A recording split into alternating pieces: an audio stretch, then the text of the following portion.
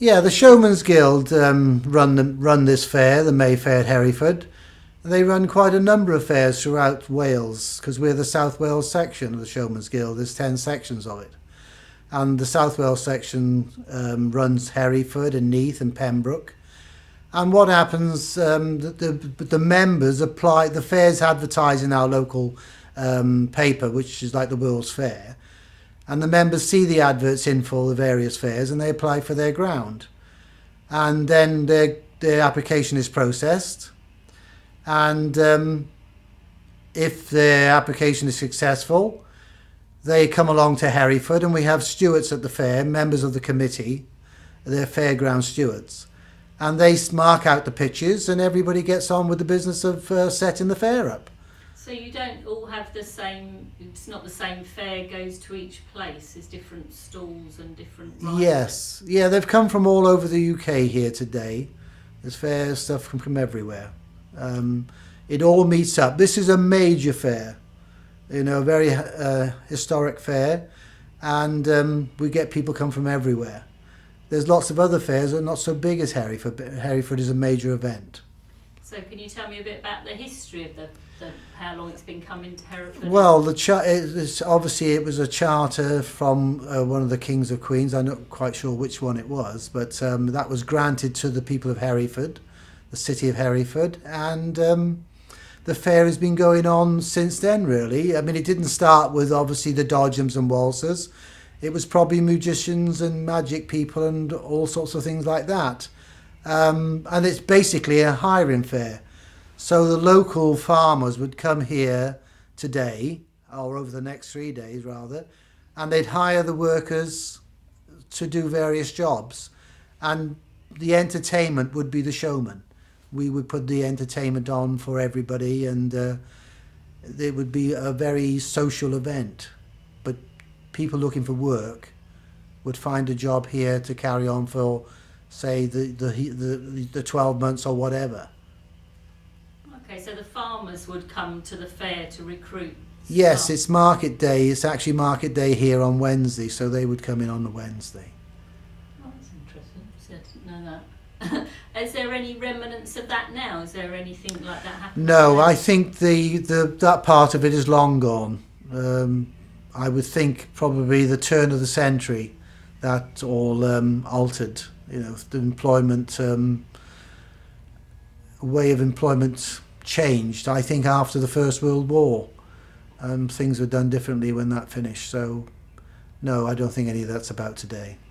So can you just tell me from a personal point of view how long you've been coming to Hereford and how you've seen it change? Well, my family have been coming to Hereford for well over 100 years.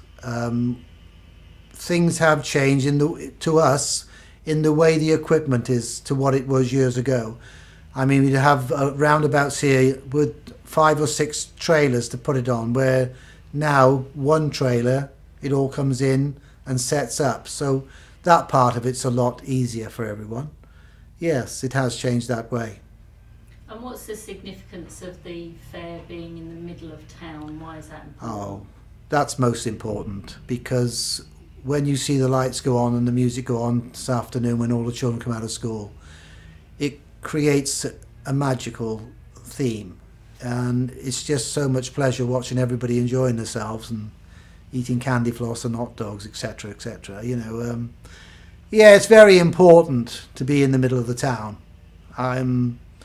It's a big social event. People meet people they haven't met for some time. They get together.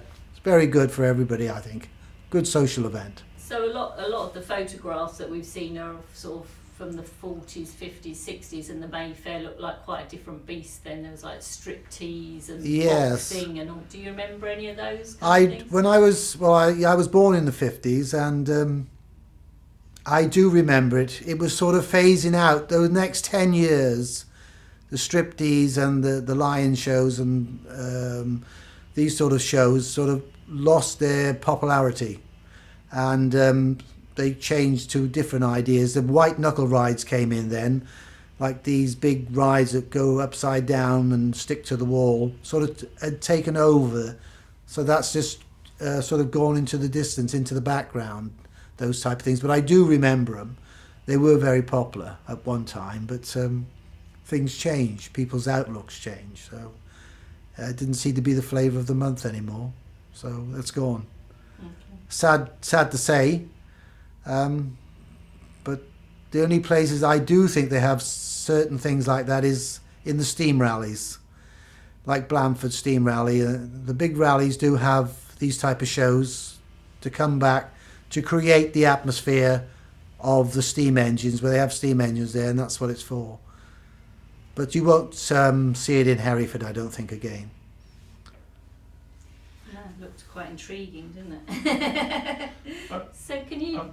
Sorry, I'm quite interested in the whole sort of, is it a community of people that sort of travel around the fair? Yes. Yeah, can you, because I was interested when you said that different people, because our perception from the outside is that the fair arrives in town and you all travel together as a community and move from place to place, but is that not so? No, that's not the case. A lot of families, like, you know, my son is in the business with me, but a lot of the families come from various parts of the United Kingdom. You've got people coming from London here to the fair at Hereford. It's a family business. It's something that we've always done, and the family all gets involved in it. It's very interesting. It's nice to meet people and go to different places, but it's very hard work, and you've got to have a lot of dedication to keep going in it.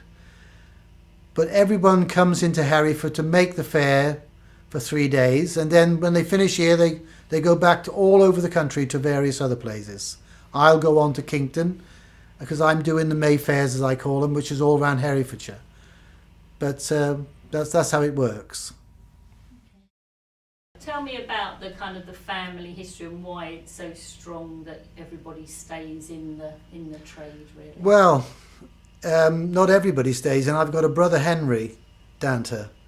He went out of the business shortly after he got married. He had a place in Ross and Wye called the Barrel Pub, and he went into being a landlord and slot machines, etc., etc. And then he had Stourport on Severn, Treasure Island Beach. He's also purchased Barry Island, a pleasure beach there, and he's got Simmons Yacht at between Ross and Monmouth. So he didn't stay in the business in the same way as I have and my other brothers. We're still travelling the circuit, but Dad was doing, because we like to keep the tradition going. We want to keep the business going. But Henry went in, we call it the settled down part of the business, not moving around. I think it's important because tradition is everything. And if we haven't got the tradition of the fair, we've lost something, like the parading shows you mentioned earlier on. It won't come back. Once it goes, it disappears out of everyone's mind, and they look for something else. So tradition is what it's all about. To keep coming, when you keep the continuity of the fair coming every year. People know when it's coming, they expect it. They know it's some inconvenience to some people, but I think the majority accept it and want it. There is a small minority that think, oh, the fair's going to be outside my front door, bit of a nuisance. But I think if they walk around the fair and see the pleasure it's bringing, maybe that'll overcome it. That's as far as I can say on that. Talking about traditions, can you tell us a little bit about the swapping of the bushels with the? Oh yes. What's that all about? Well, that's the payment of the hiring of the said streets, I believe, for the fair.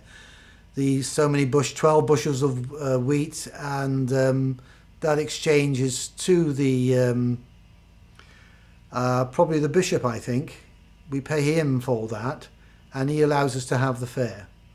So that's how it was. But obviously it's a lot more involved than 12 bushels these days. There's a big amount of money involved in it. So that's how it works.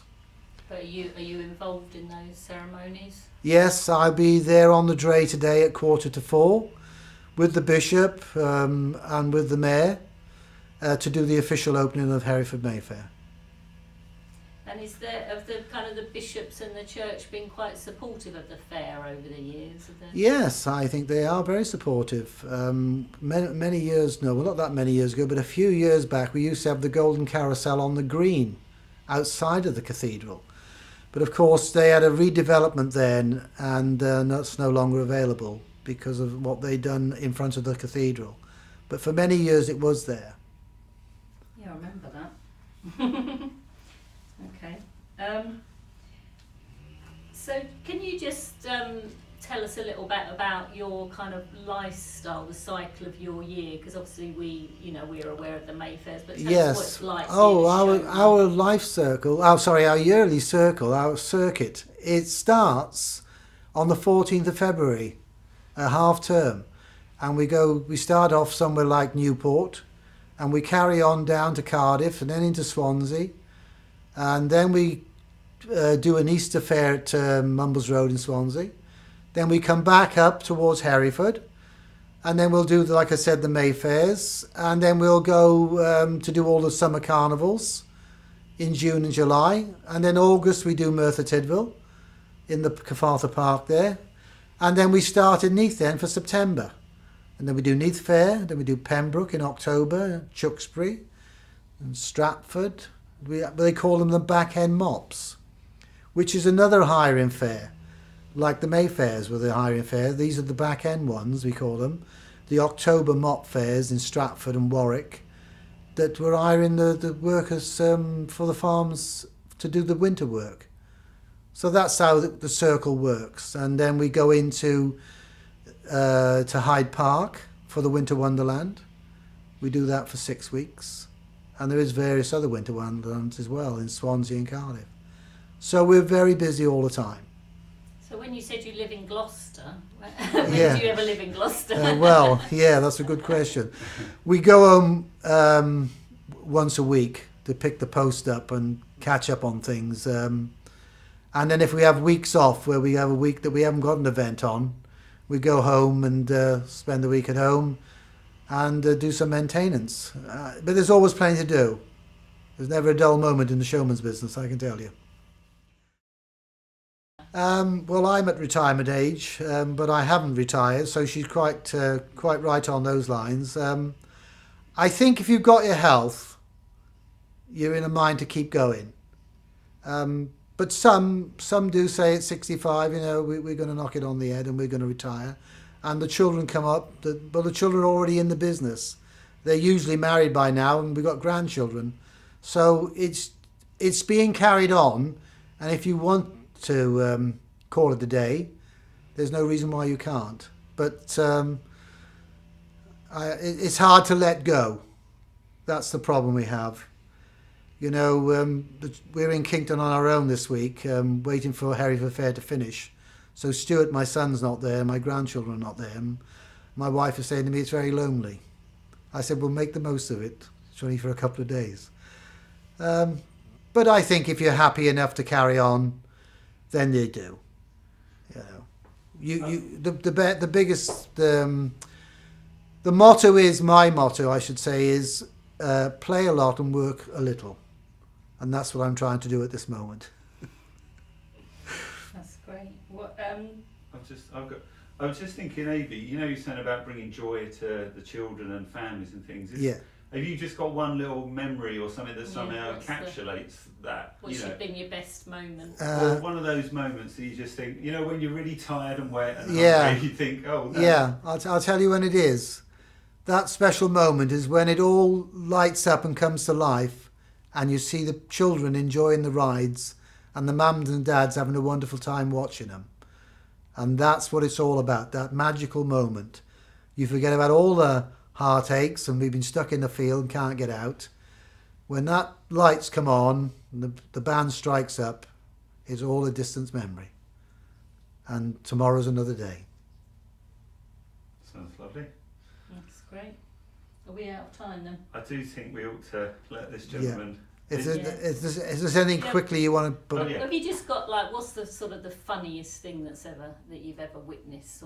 The funniest thing I ever witnessed was the Bishop of Hereford riding on the handlebars of the Wall of Death in the Cardiff Big Weekend.